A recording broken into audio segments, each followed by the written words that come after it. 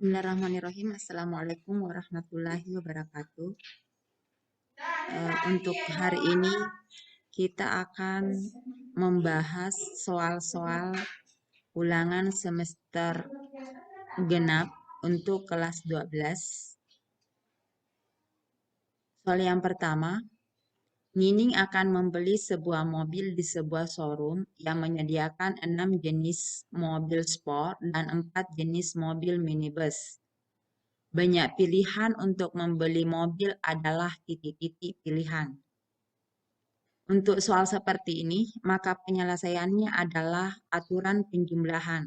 Jadi hanya dijumlahkan 6 ditambah 4 sama dengan 10. Jadi ada 10 pilihan. Nomor 2, terdapat 4 jalan yang menghubungkan kota A dan kota B. 3 jalan yang menghubungkan kota B dan kota C. Serta 3 jalan dari kota C ke kota D. Pertanyaannya adalah banyak rute perjalanan seseorang dari kota A ke kota D. Jadi kalau kita gambarkan, dari kota A, ini ada kota A,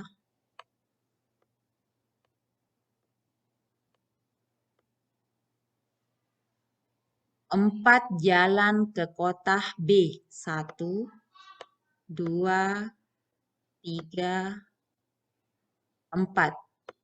Jadi ada 4 jalan ke kota B. Lanjut lagi.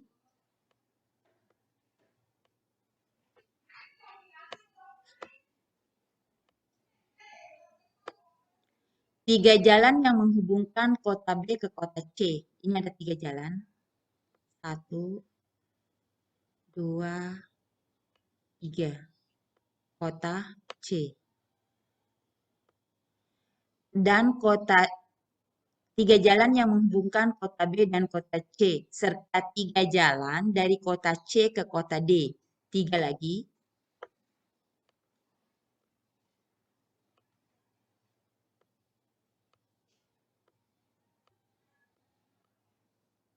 Yang ditanyakan adalah banyaknya rute perjalanan seseorang dari kota A ke kota D. Jadi berapa banyak rute perjalanan dari kota A ke kota D. Ini yang kita perlu cari, berapa banyak rute perjalanannya. Tentu untuk kalau kita lihat secara sekilas, berarti yang kita gunakan adalah aturan perkalian pada peluang. Ini 4, kemudian B ke C 3, C ke D 3. Jadi cukup kita perkalikan 4 kali 3 kali 3. Jadi jawabannya adalah 24 rute.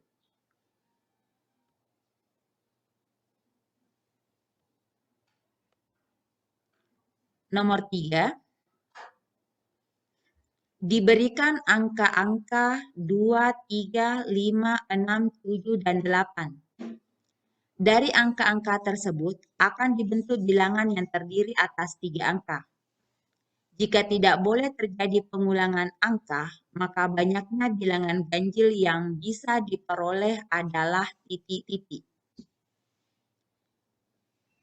Kalau tidak menyusun angka, berarti ini berkaitan dengan aturan menyusun.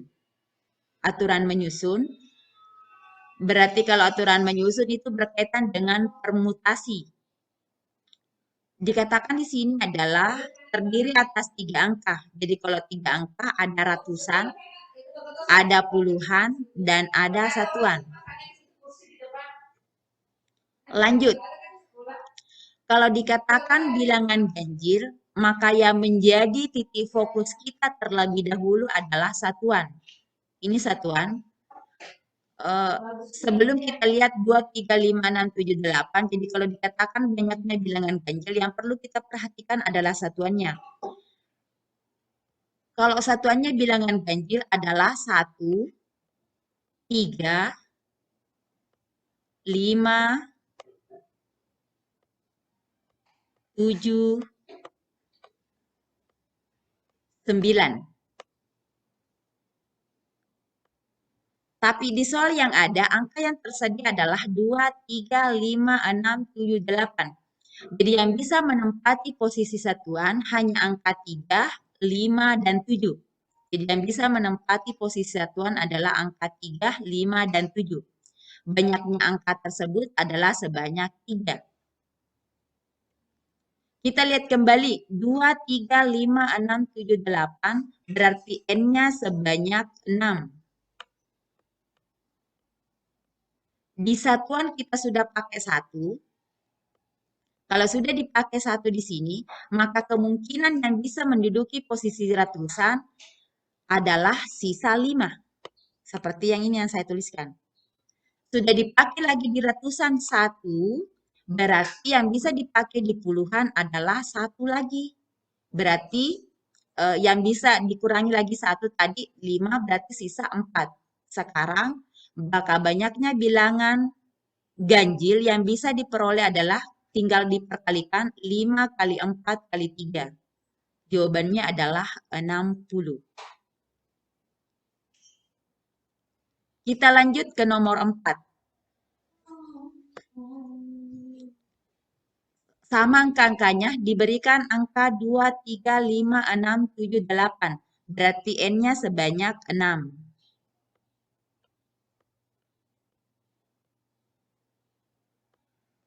Banyaknya bilangan genap yang bisa diperoleh.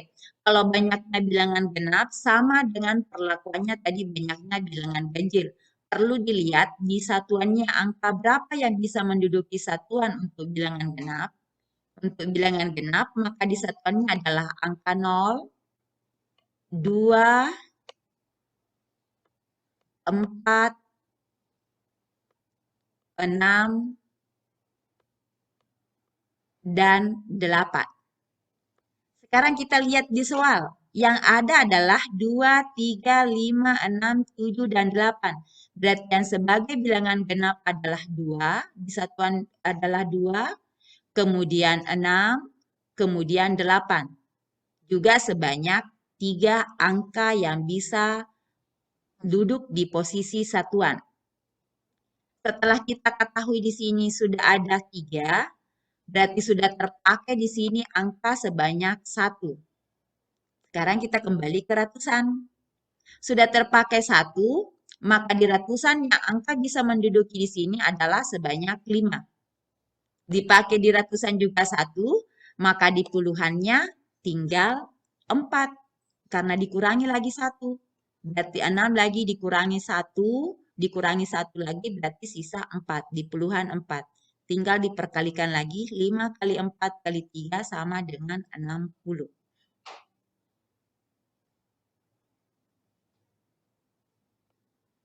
Lanjut nomor 5.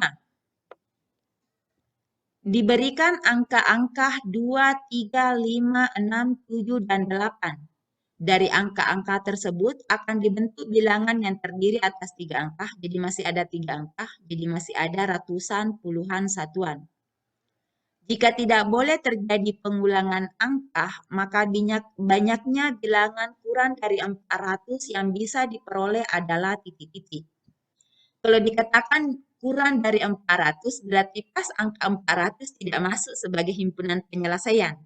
Yang masuk sebagai himpunan penyelesaian di sini 399, 398 ke bawah ya. Jadi mulai dari 100, 101, 102, 103 sampai dengan 399 karena terdiri dari 3 angka. Lanjut lagi, yang tersedia di angka adalah 2, 3, 5, 6, 7, dan 8. Jadi ini perlakuannya berbeda tadi pada saat bilangan ganjil dengan bilangan genap. Sekarang untuk di yang kurang dari 400, maka titik fokus kita adalah di ratusan dulu.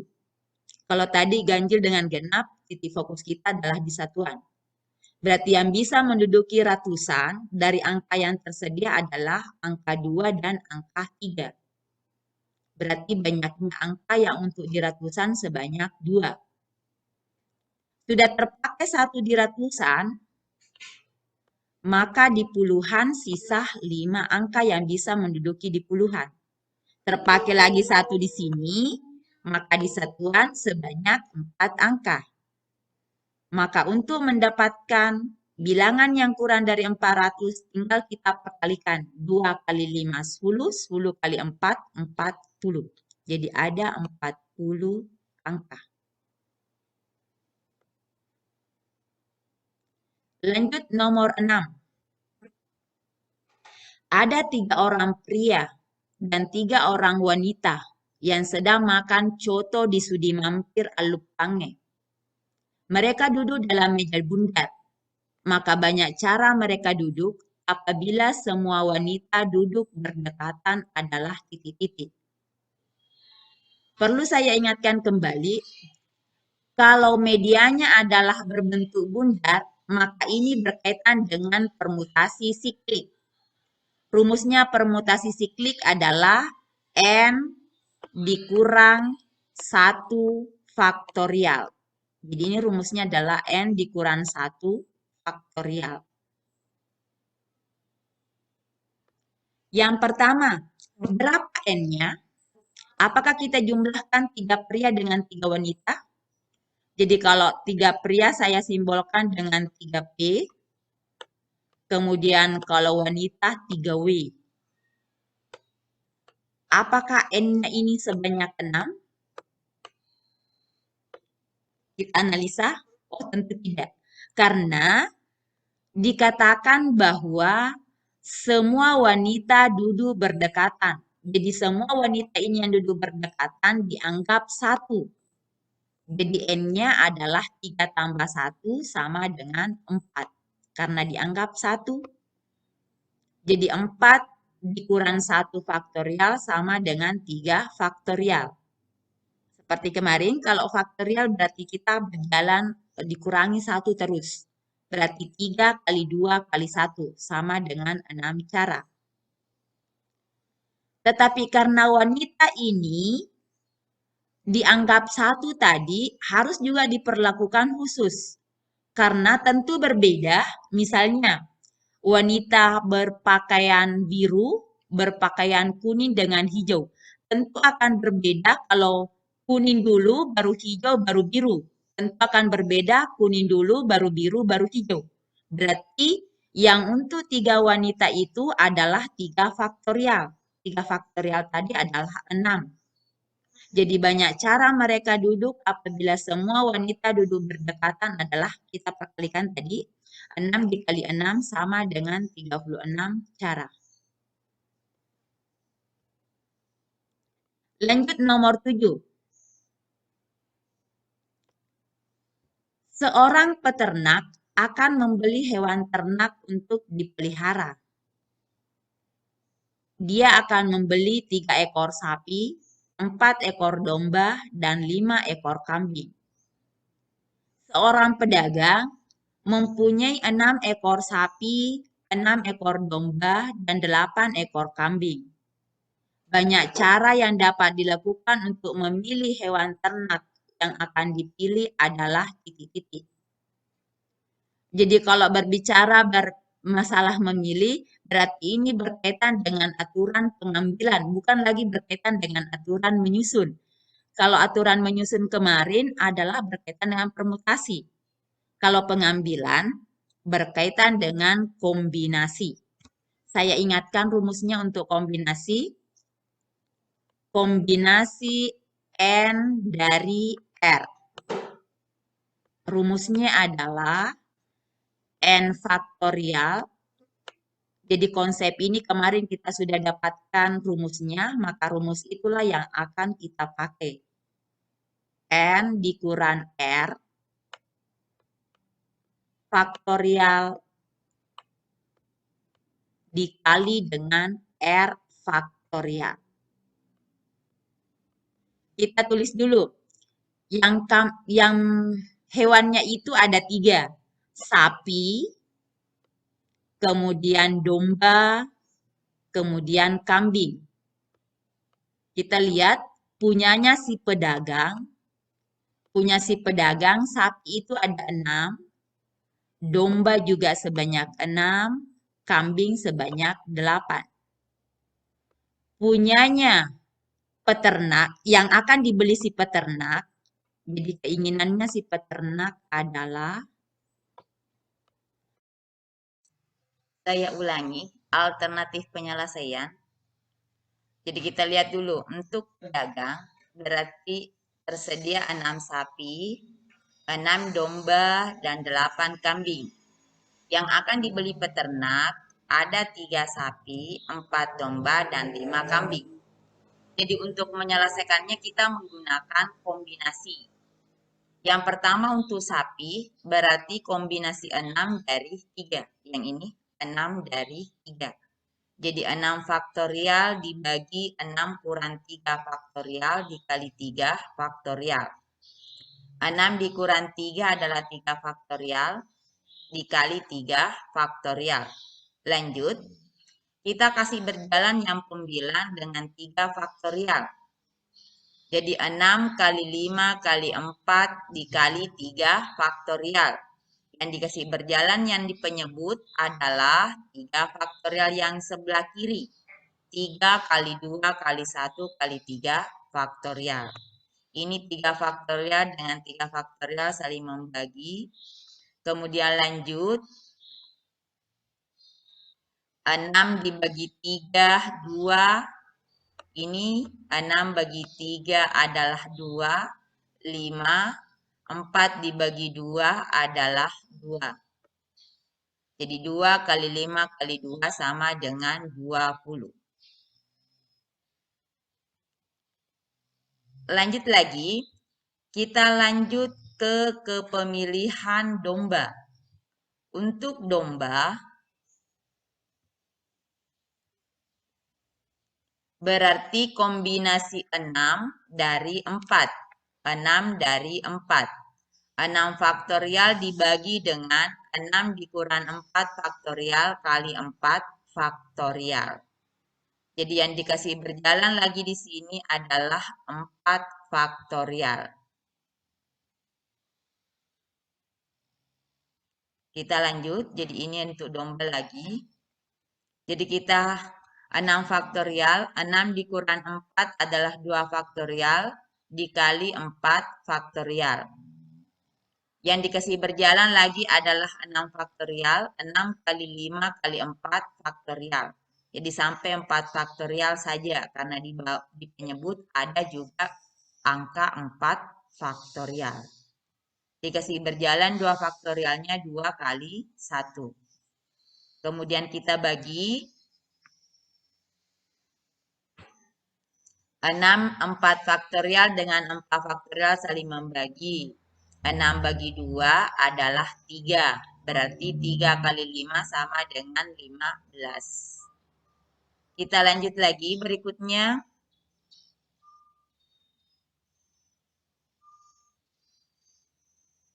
Untuk kambing. Kita lanjut untuk kambing.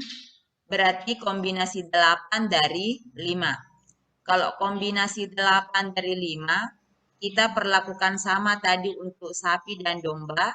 Cara penyelesaiannya adalah 8 faktorial dibagi 8 dikurang 5 faktorial dikali 5 faktorial. 8 dikurang 5 adalah 3, 3 faktorial. Jadi yang dikasih berjalan lagi adalah 8. 8 kali 7 kali 6 kali 5 faktorial. Ini 5 faktorial saling membagi. 3 kali 2, 6. Ini juga 6 saling membagi. Berarti 8 dikali 7, 56.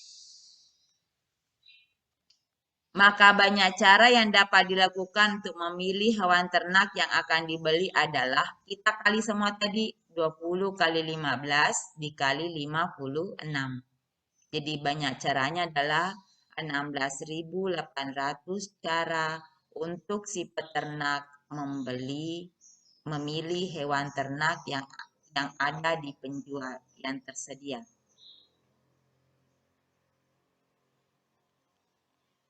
Kita lanjut.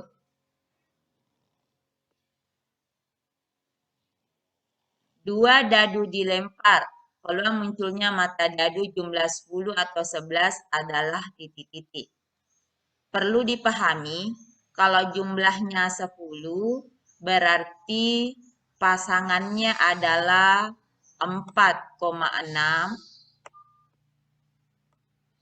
kemudian 5,5, kemudian 6 di koma 4.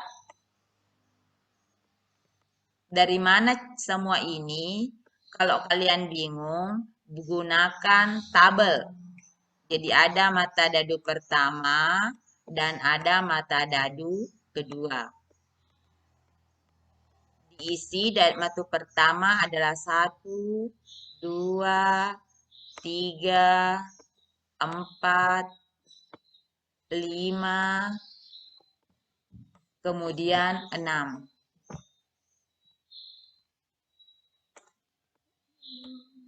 Mata dadu kedua juga demikian. 1, 2, 3, 4, 5, 6. Kemudian kita tulis. Berarti 1,1, 1,2, 1,3, 1,4, 1,5. Yang jumlahnya 10 tentu adalah mulai dari sini ya. Mulai dari 4,6. Kalau 4,5 kan 9. 5,5 lagi di sebelah sini. Kemudian 6,4. Itu jumlahnya 10. Jadi peluang A adalah 3/36. Karena S-nya ini sebanyak 6. 1, 2, 3, 4, 5, 6. Ke bawah juga 6. 6 kali 6, 36. Sekarang yang jumlahnya 11. Tentu yang jumlahnya 11 adalah, kita mulai dulu kalau 4,5 tidak akan mungkin. 4,5 tidak akan mungkin. 4,6, 10. Berarti kita pindah ke 5. 5,5, 10. Jadi 5,6 baru 11. Yang jumlah 11 adalah 5,6. Kemudian 6,5. Ini saja ya, yang jumlahnya 11. Jadi yang jumlahnya 11 ada 2, yang jumlahnya 10 ada 3. Berarti 3/36, kemudian yang ini 2/36. 3 tambah 2, 5. Jadi 5/36. Lanjut, nomor 9. Dari sebuah kartu diambil sebuah kartu. Dari seperangkat kartu diambil sebuah kartu. Peluang terambilnya kartu berwarna merah atau king. Kita pahami yang berwarna merah tentu adalah her dengan diamond. Jumlah her adalah 13. Jadi jumlahnya her adalah 13. Jumlahnya diamond juga 13. Jadi kalau peluang kejadian kartu berwarna merah tentu 13 tambah 13 adalah 26. Kemudian banyaknya kartu itu sebanyak 52. Jadi 26/52. Lanjut, kartu king. Yang kartu king itu ada sebanyak 4. Jadi 4/52. Kartu king yang berwarna merah tentu ada sebanyak 2. Jadi 2/52.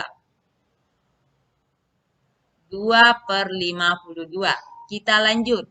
Jadi kita gunakan rumus yang ini. Nak, peluang A gabung B sama dengan peluang A ditambah peluang B dikurang peluang A iris B.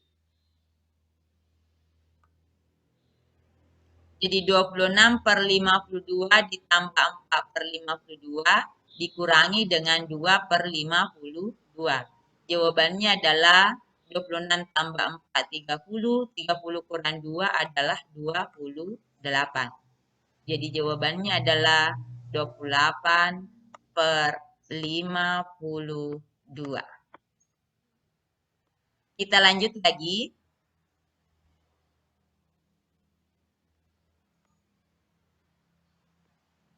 Dua buah dadu dilempar Yundi bersama.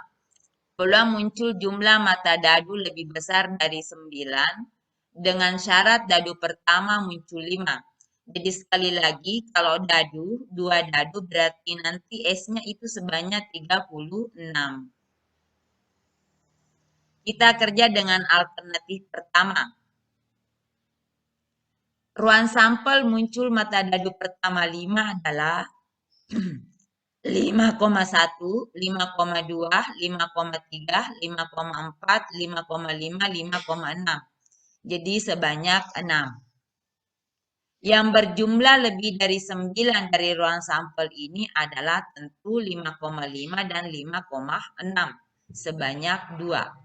Jadi 2 peluangnya adalah 2 per 6. Alternatif lain,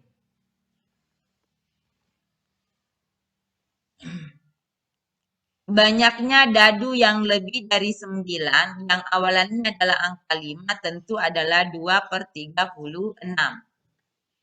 Kemudian peluang mata dadu yang pertama 5 tentu adalah sebanyak 6. Jadi 6 per 36.